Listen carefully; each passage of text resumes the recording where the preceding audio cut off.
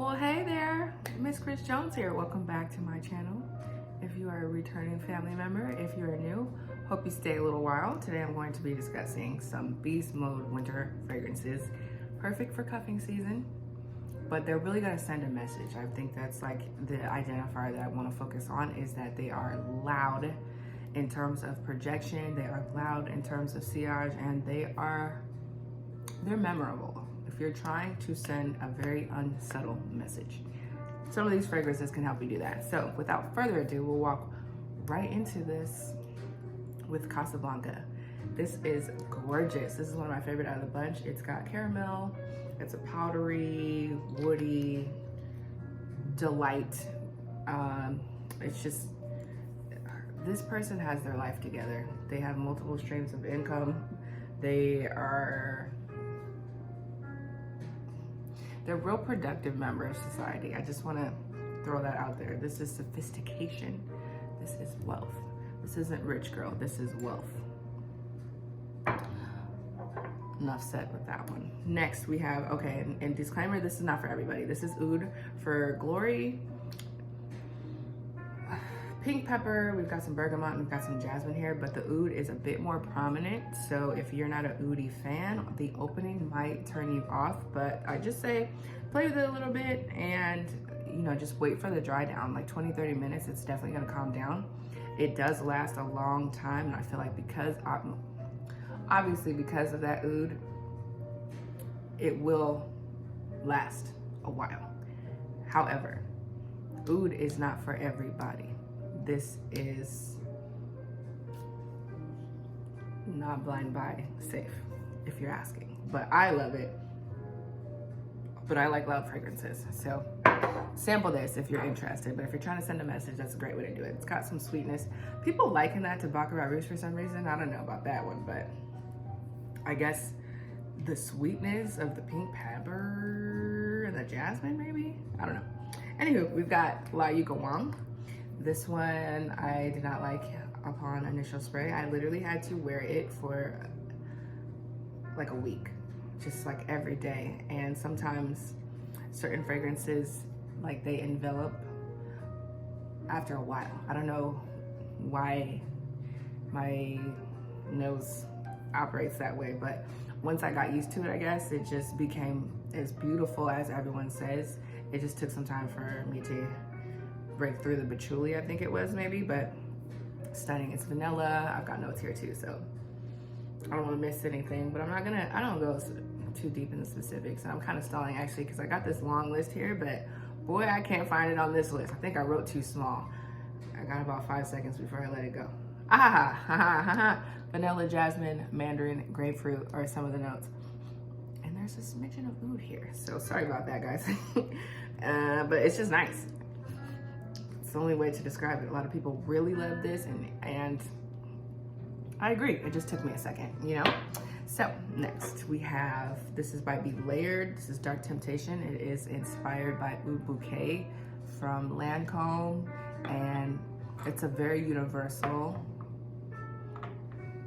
gentle way to step into oud.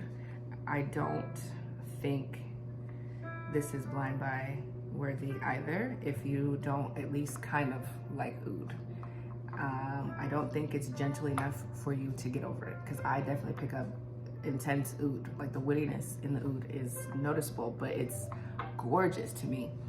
But I know that's not for everybody. The florals really soften it up and sweeten it out. So I think this is a novice oud, not a beginner oud. You guys let me know what you think. Then we got Black Opium by YSL, gorgeous.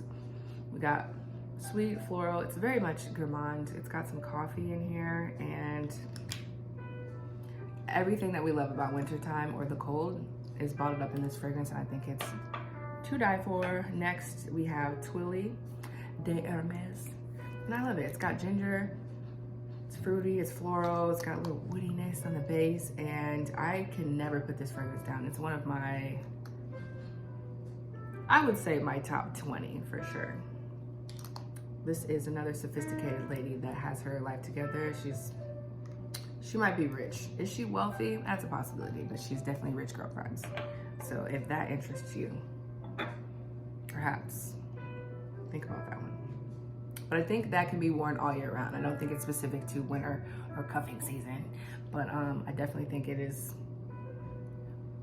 universally pleasant all season. Next we have Kayali Invite Only Amber 23. This is basically Angel Share and Lost Cherry put together with some tobacco. For me, it's very subtle in my opinion, and it doesn't really matter how much I spray, like it's just gentle. I think it's like one notch above Angel Share on its own. Like, I don't know, that one's hard to explain, but it's all those things wrapped into one. For some reason though, when other people smell it on me, they are blown away. So if you need a neck breaker of a fragrance, this is definitely it. I don't know what it's wrong with my nose. Maybe I'm more agnostic to it than anything else, but for me, it's a hug, and people get slapped from that. So proceed with caution. I maybe wouldn't spray as much as I do either. It probably wouldn't help. But that's just my opinion. Next we have YSL Manifesto L'Elixir. It's definitely got a lot of vanilla, and it's powdery. I get a hint of floral on the dry down, but all I really get is a powdery vanilla with a woody base. It's gorgeous, don't get me wrong. I definitely oversimplified it in terms of speaking of the notes, but it's beautiful on, especially when it dries down. Again, that good 20-30 minute range, you are having a whole different luxury experience. Forgive me. Next, we have Scandale by Jean-Paul Gaultier. This is a caramel honey bomb, but a fruity opening. To die for. To die for. This is pretty linear though, in my opinion. Yes, you get the fruitiness on the initial spray, but once that disappears, it's honey and it's caramel, and that's how it's gonna be throughout the lifespan of all the sprays that you spray. So do not overdo it with this guy because it sends a message on its own. But she didn't come to play. Next, we have Olympia Intense. This is a very, very seductive take on an orange creamsicle. It is quite a head turner. Quite a head turner. I wore this to a lounge not too long ago, and I walked to the restroom, and when I left, heading back to my table, there were so many people on the way back to my table that were trying to figure out what that was. They were enamored by it, which I think it's good. I think it's real good, but the way people were acting when I walked past them, like you'd have thought, I don't know, you would have thought it was something else. But that's probably the most complimented out of the entire bunch here. If you like sandalwood, next moving on, we have Zadig and Voltaire. This is her. This is a creamy sandalwood with chestnut, super alluring, absolutely gorgeous. It's just a soft, gentle, very feminine sandalwood. I've smelled the Pour Homme one, and that one's incredible, but the creaminess in this, I think, makes it so much more appealing. Very sweet, very lovely. Next, we have Girl of Now Shine by Elie Saab. It's got pineapple, it's got pear, it's got pistachio. It's got a little patchouli in the base and another very alluring fragrance. This one is, I think it's very nice, but it's something, again, about wearing this where people were very blown away. And I always thought it was nice, but I don't know if it just smells differently. I might be missing something with some of these fragrances because some of the responses that I get to me don't warrant what I know I sprayed, but apparently they're getting a different experience than me. So that's another one. That's a heavy compliment getter. Next we have Mancera Roses Vanille, and it is 1000% accurate. As far as the way that it's advertised, it is rose and it is vanilla in such a beautiful way. It is gorgeous to me, stunning, and it lasts a very long time. Do not overspray this because it might be very unpleasant for other people, but if you just don't care, have at it. But be mindful, you might choke yourself out, and that's not what we want. They can get choked out, but we don't want that for you. So be careful, okay? Next, girl. Next, we have by Ricci. This is Rose Lextaze Absolute. A lot of people liken this to Oud Satin Mood, Oud Silk Mood actually by MFK. And while I see where people are going with that, I don't know about that one. It's there's like Bulgarian rose in this, and it's a distinct wet rose. So I guess in that aspect you can say they're similar, but it's maybe just my unsophisticated nose, because it's either, to me, it's a jammy rose, a creamy rose, or a wet one. Like there's no real in between for me. So this is wet rose. It's nice, it lasts a long time, don't get me wrong, it's very feminine. I am not a big fan of roses, especially Bulgarian rose. It is something about that night.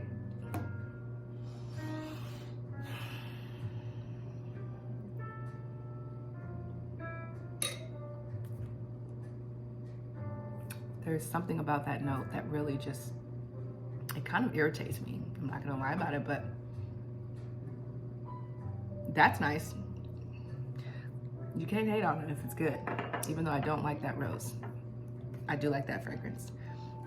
I'm going a little bit sweeter. This is an old school jammy jam. This is Hanae Mori, super sweet. This is like, to me, it smells very similar to Pink Sugar, just more powdery and a little bit more sophisticated. Like Pink Sugar is the younger sister. This is the older sister. That's the cheerleader. And Pink Sugar is the younger sister that's in middle school. Can't wait to get to high school, if you know what I'm saying. Next, we have Armani Code.